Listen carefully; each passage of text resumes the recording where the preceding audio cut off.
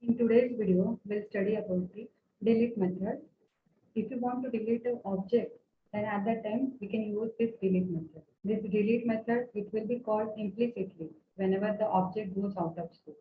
And if you want to delete object explicitly, then you can use the delete keyword and that object name. That object will be deleted. Here I have used delete keyword and the object 2. Here object 2, it will be deleted. If you want, you can define that method, and if you have not defined this method, then also that object will be deleted. So how to check whether the object is deleted or not? For that purpose, I have added one statement here, that object2.marks or object2.name means which object2 is this one. For the object2, I may know an 80 value is passed. Okay.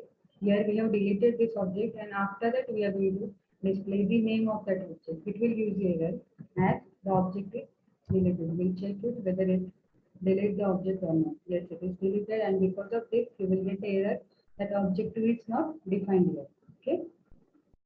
Now, what is the use of this method? You know that object2 is deleted, but the user don't know about it, that which object is deleted.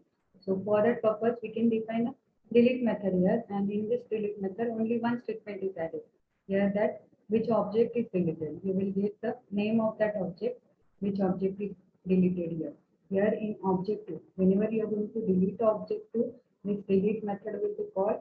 Here the statement given, it will be displayed, and after that the object2 will be deleted. Okay. Here in this method, I have not defined any logic here to delete that method. By default, by using delete keyword, it is an inbuilt keyword, and because of this, that value will be deleted automatically. Okay. Just I want to display the information of object, whose information we are going to delete. For that purpose, I have added one statement here. Okay. We'll run this program right now. First, we'll mark this as a comment so that it will not give you error.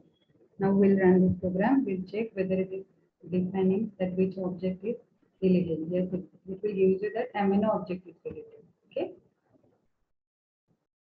Thank you. Thank you for watching this video.